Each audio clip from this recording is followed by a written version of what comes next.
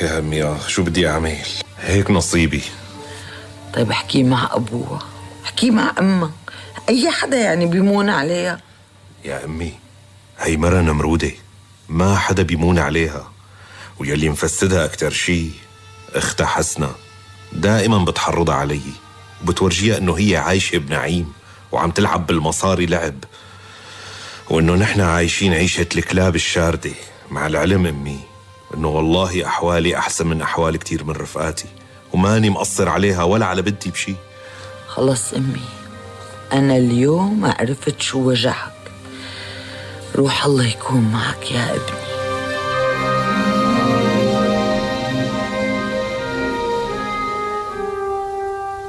بابا، ليش ماما على طول بتخانقك وبتعيط عليك؟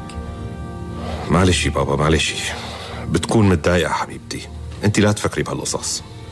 كل يوم بسمع صوتها وأنا نايمة وهي عم تبهدلك وتسبك وأنت ما بترد عليها.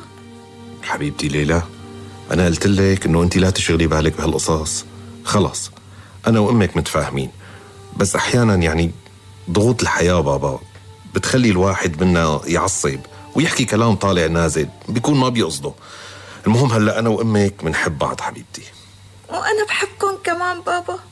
يا روحي أنت، يلا يلا حبيبتي روحي جيبي لي دفاترك خليني درسك. طيب وينه ماما؟ ماما راحت زيارة لبيت خالتك حسنة، هلأ بتجي. أنا ما بحبها لخالتي حسنة. ليش يا حبيبتي؟ لأنها كانت تقول لماما الله يخلصك من هالبلوة يلي اسمها جوزي. معلش يا حبيبتي معلش، بتكون عم تمزح معه. يلا يلا حبيبتي قومي هاتي دفاترك لنحل الوظائف. حاضر بابا.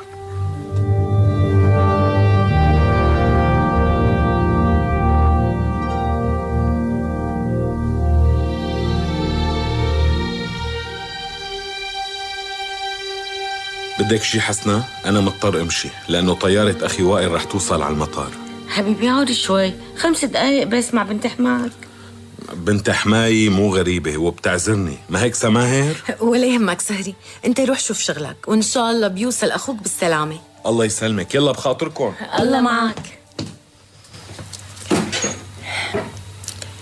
حسنا، ما قلتي لي ابن حماكي جاي زيارة ولا على طول؟ لا ما بعرف، مسكين والله صدقيني يا أختي وضعه كتير بيحرق القلب، خصوصا بعد ما ماتت مرته. خير شو بو؟ أولاده اتجوزوا وتركوه، وصفيان لحاله عايش يا حرام. أوف، وليش تركوه بقى؟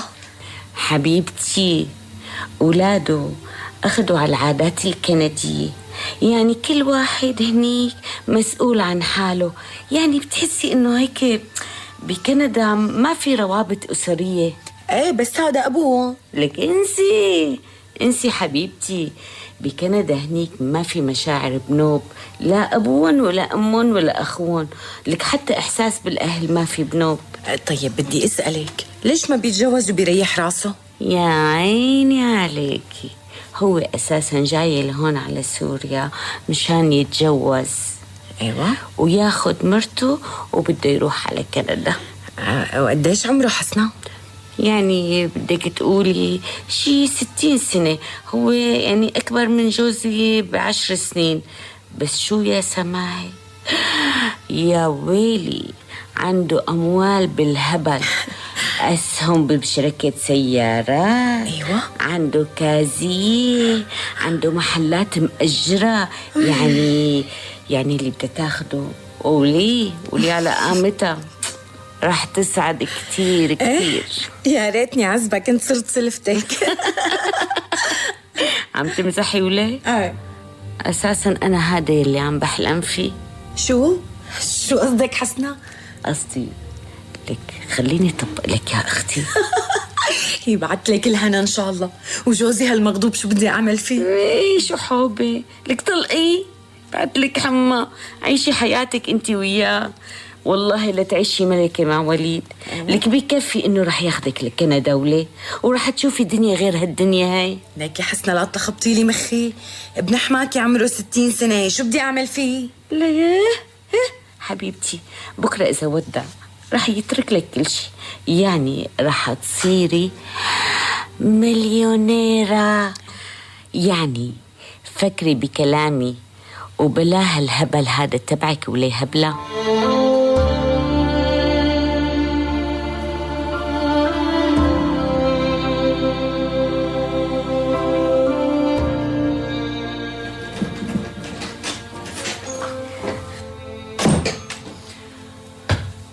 شو ست سماهر؟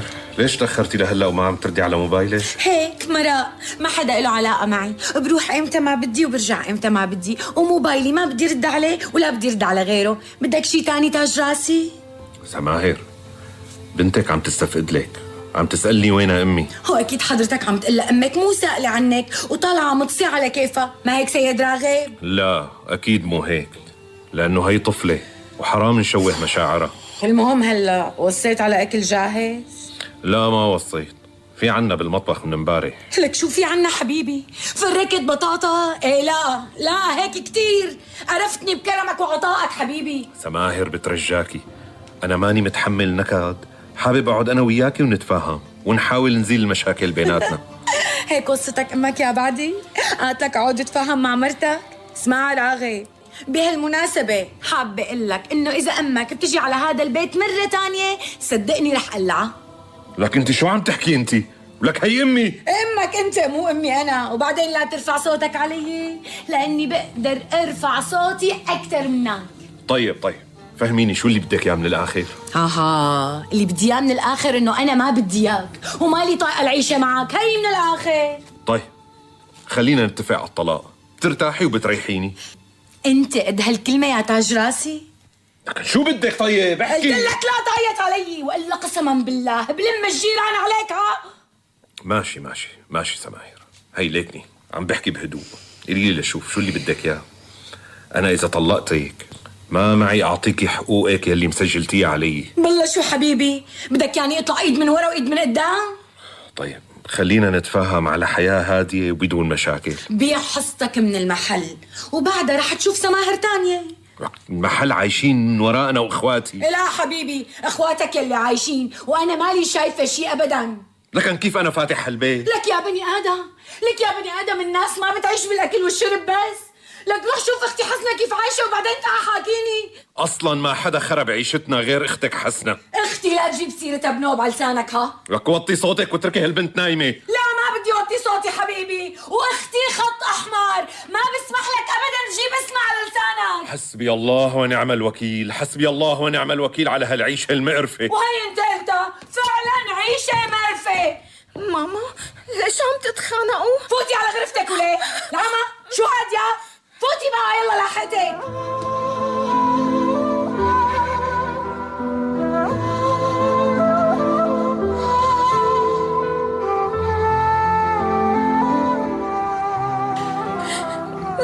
لا ماما حبيبتي، أبوكي واحد ما بينحب، وبكرة بس تكبري بتعرفي ليش. بس بابا قال لي انه بيحبك. ولك هذا واحد كذاب وبيحب حاله وبس. ما تقولي عن بابا كذاب، بابا حلو وعمره ما كذب علي. يا ربي دخيلة. وبعدين معك ليلى، خلصيني بقى. نامي مشان فيها على مدرستك بكرة. نامي بقى نبري.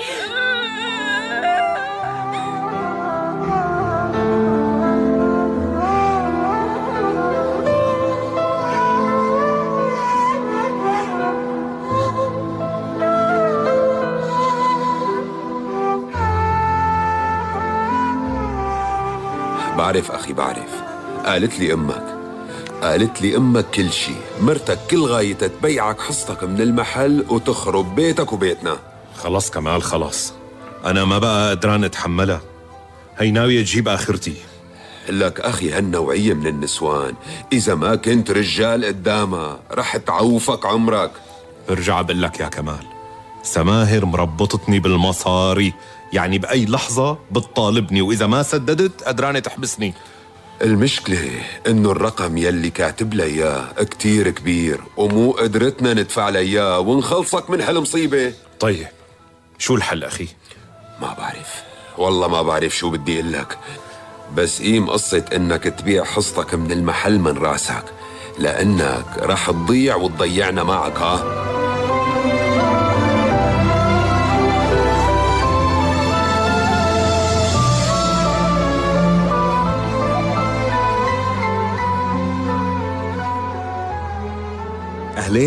أهلين بأخي وحبيبي وائل. والله بعد زمان، أكتر من 10 سنين صار لي ما شفتك. طمني، كيف عايش بكندا؟ الحمد لله، أموري كتير بخير ووضعي ممتاز ولا أحلى من هيك. بس ناقصتي بنت الحلال وبدي إياها حصرا سورية، لأنه الأجانب صعب عيشي معهم. يلا بكرة مرت أخوك حسنة رح تنقي لك وحدة بتاخد العقل إن شاء الله. والله يا ريت يا حسنة، لأنه ما معي وقت.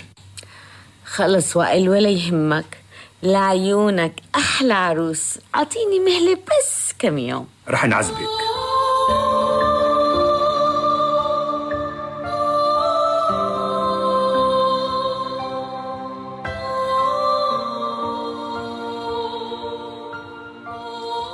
شو حسنة؟ مين في ببالك عروس لأخي وائل؟ لك رح تستغرب وتنصدم إذا قلت لك. هاتي لشوف، اصدميني. اختي سماهر. شو؟ عن جد صدمتيني. بس يعني كيف سماهر متجوزة؟ قال يعني انت ما بتعرف انه سماهر مو طايقة جوزها وعم تستنى فرصة مناسبة لحتى تتركه. بعرف هالشي، بس شو هاي الفرصة اللي ناطرتها؟ ما فهمت. حبيبي هلأ اجت الفرصة بجية أخوك وائل. بقى اترك لي الأمر علي كم يوم لحتى هيك نسق معه وطمن. حبيبي رح يعيش معه عيشة غير شكل. ايه بس شو مشان بنتها؟ هلأ اسمع لقلك، لما سماهر بتشوف المصاري والعز رح تنسى بنتها وتنسى كل شي وتركض ورا أخوك ركض.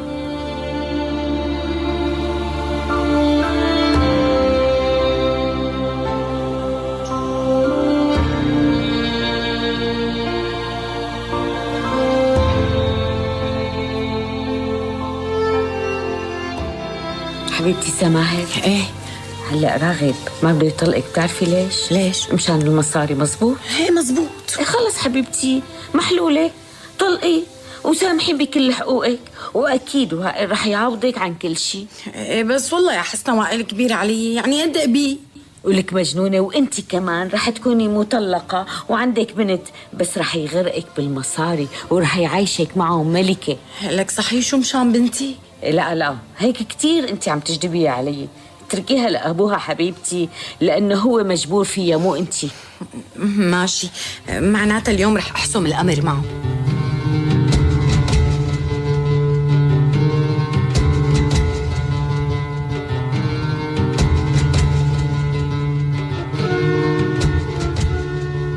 ايه امي، هي انتي واخي كمال موجودين. اللي بدي لكم اياه انه سماهر وافقت اني طلقها مقابل انها تتنازل عن كل حقوقها. مع اني مخنوقة عليك وعلى بنتك، بس من كل قلبي رح اقول لك مبروك، لانك رح تطلع من هالجحيم اللي عايش فيه. نفس الكلام رح أقول لك يا أخي راغب، لا تتردد وفورا طلق قبل ما ترجع بكلامها. وبالنسبة لبنتك لا تخاف، رح تكون بأمان إن كانت عندك أو عند أمك. وإذا بدك تتزوج عروستك جاهزة ومهرها جاهز، المهم ترتاح وتريحنا بقى.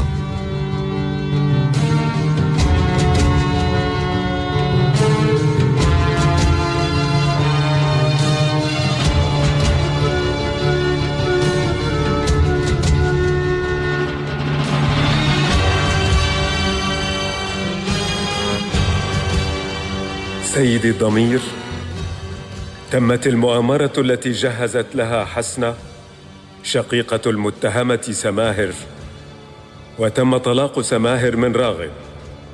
وبعد إتمام عدة الطلاق تزوجت من وائل وسافرت معه إلى كندا، تاركة الحسرة والألم في قلب ابنتها ليلى. ومضت بضع سنوات على وجودها في كنف زوجها الجديد الذي أذاقها مر العذاب ببخله وقلة احترامه لها، وأيضاً بسبب تدخل أولاده في حياتها. وكأن الله سبحانه وتعالى أراد أن يرد لها الصاع صاعين بدل العذاب والقهر الذي سببته لطليقها راغب وابنتها ليلى التي أصبحت صبية وعلى أبواب تخرج من الجامعة. لنتابع الأحداث من هنا يا سيدي الضمير.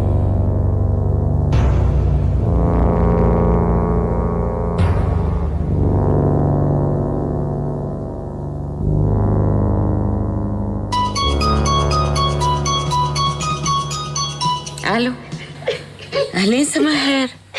شو بك؟ مسأليني شبك حسنا. يعني عم تبكي؟ شو بدي اقول لك حبيبتي، شو صاير معي؟ لك انا عموت يا حسنا، وندمانة على هالجواز كتير. حبيبتي يعني جوازتك الاولانيه كانت احسن؟ حسنا وائل حدا بخيل كتير، يعني عم يحاسبني على اللقمة اللي عم اكلها، وكلامه كله ما في احترام. ولاده خانقيني بتدخلاتهم الفظيعة بحياتي، وهو فرغ لهم كل املاكهم وما ترك لي الا البيت بس. شو عم تحكي؟ سماهر حبيبتي، يعني هلا انا شو فيني اعمل يعني؟ مشان الله يا حسنا، مشان الله خلصيني، لك ما عاد الطايع العيشة هون، محبوسة بين 4 حيطان لا طلعة ولا فوتة، ولا شي بيصير. لا وقول لك كمان شو، لك انا جوعانة حسنا جوعانة، لانه وائل عنده نظام بالاكل وممنوع اني يطلع عن هذا النظام. لا ولي وجبتين باليوم مع قطعة كيك الصبح وبس. روقي اختي، الله يخليكي، روقي خلاص. طيب اسمعي لك، انا رح احكي مع جوزي خليه يحكي مع اخوه مشان يحسن معاملته معك. خلص ما تاكلي هم. ابوس ايدك يا حسنا، بدي اتطلق باي ثمن، بدي اخلص عم تفهمي؟ ايه اختي، ايه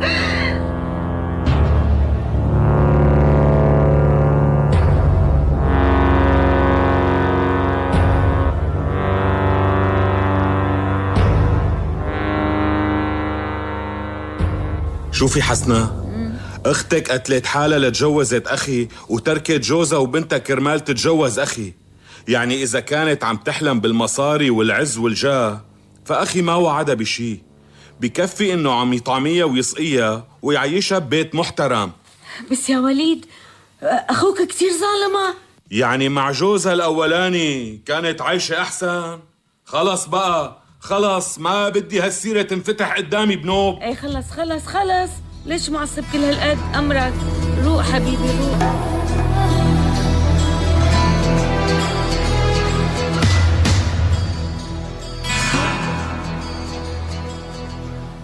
عمي ليلى، انت صرتي صبية وخرج الواحد يتفاهم معك. خير عمي، شو في؟ انت بتعرفي وعيانة المشكلة يلي كان بابا عايشها مع امك. للأسف بعرف وعيانة على كل شي.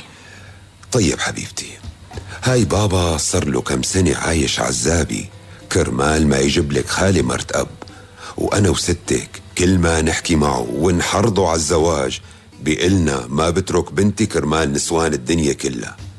بقى يمكن يعني إذا أنت حكيتي معه يسمع كلامك ويتزوج، لأنك شايفة وضعه قديش مكركب.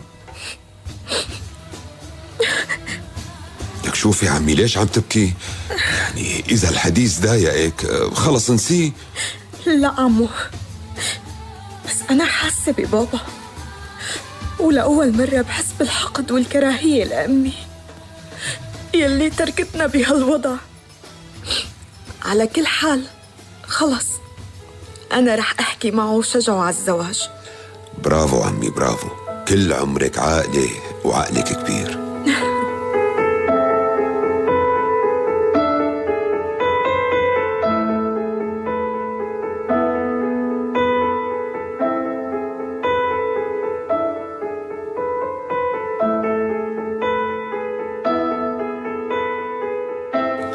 بابا، أنا ما شكيت لك إني بدي أتزوج، أنا عايش عمري كرمالك يا حبيبتي. بترجاك بابا، أنا ماني صغيرة وبعرف احتياجات الرجل للزوجة، وأنت ضحيت بما فيه الكفاية حتى كبرت وصرت صبية. بقى هلأ بقلك يكتر خيرك، أنت أب كتير كبير بنظري، ولو شو ما عملت ما رح أقدر وفيك جزء من حقك وتضحياتك يلي عملتها كرمالي. تزوج بابا، بترجاك. يا حبيبتي، أنا همي الوحيد بهالدنيا إنك تكوني سعيدة. صدقني رح كون سعيدة إذا بتتزوج. خلاص بابا، خلاص، تركي لي هالموضوع انتي وفكري لي بمستقبلك هلأ وبس.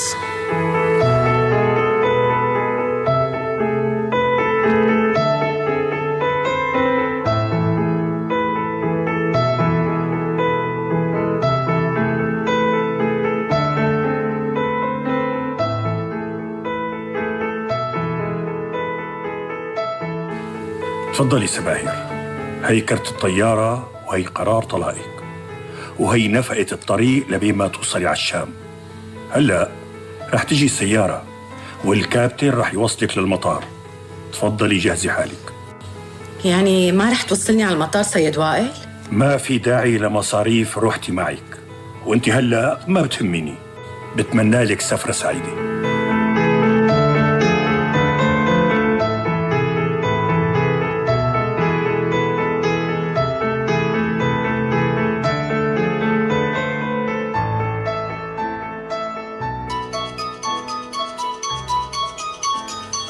الو، مرحبا حسنة. سماهي حبيبتي، انت عم تحكي من رقم سوري؟ ايه، انا صرت بالشام ونازلة باوتيل وهلا جاي لعندك.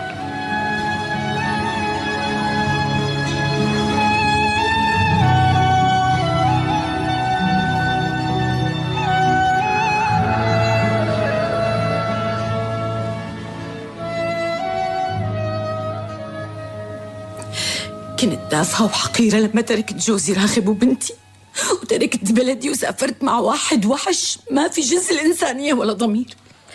يعني هلأ طلقتي منه؟ ايه، طلقت وجيت لهون لأني مشتاقة لبنتي، مشتاقت لها كتير. بدي شوفها يا حسنة وما بعرف كيف. يعني حبيبتي، أنا بتذكر شفتها هيك من شي سنة بالطريق وأخذت رقمها. استني رح دور لك عليه.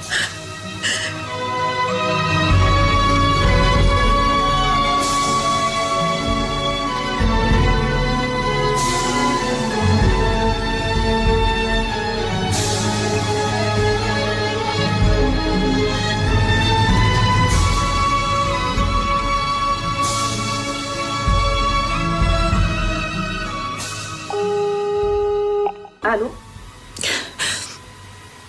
مرحبا. اهلا، مين معي؟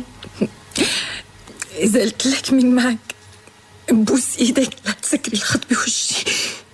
عفوا لو سمحتي، مين معي؟ أنا أمك حبيبتي، أمك. آسفة ما بتذكر إنه عندي اسم. بوس إيدك، بوس إيدك، بدي أشوفك لو مرة واحدة بس. طيب لحظة، لا اتصل ببابا واستأذن منه.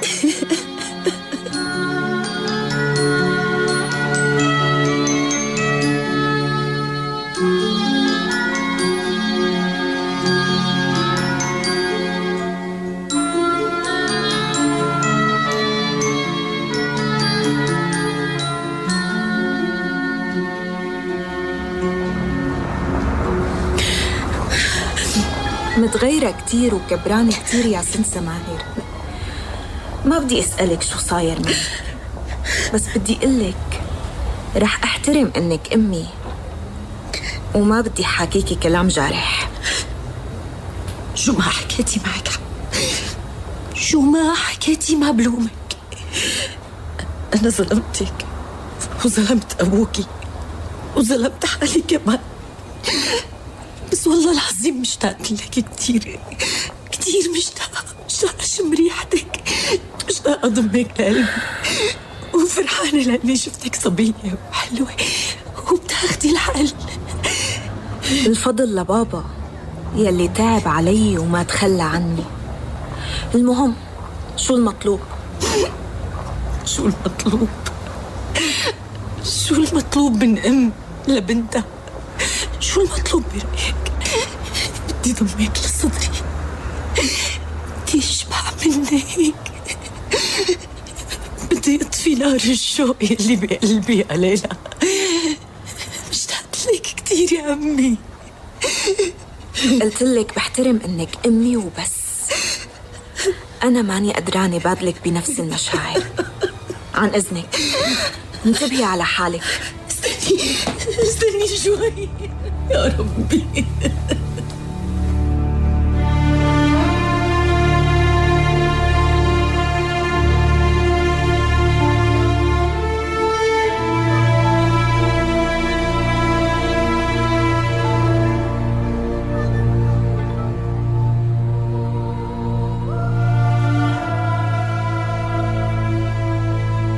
انتهت أحداثنا يا سيدي الضمير، ونحن ننتظر حكمكم العادل.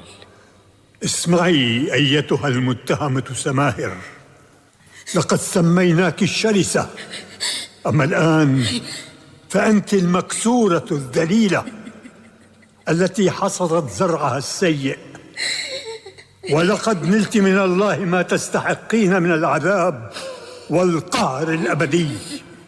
أما نحن الضمير فلن نتركك بلا عقاب، وسيكون لك مكانا آخر في حاوية التأنيب والندم. اهبطي اهبطي أيتها المكسورة الذليلة، ولتكن قصتك عبرة لمن يعتبر. ترفع الجلسة.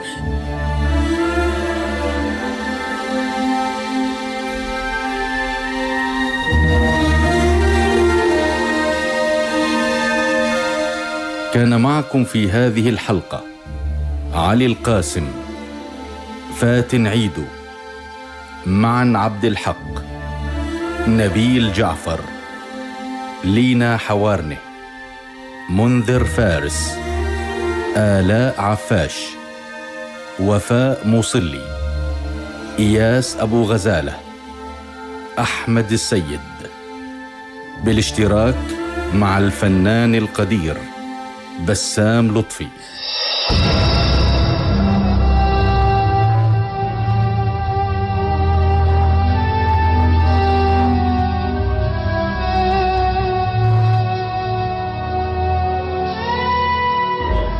كنتم مع محكمة الضمير. التأليف أحمد السيد،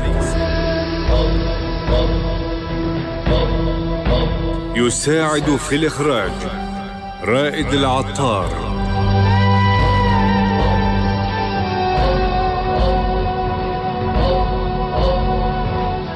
المخرج المنفذ فراس عباس، محكمة الضمير من إخراج محمد غزاوي.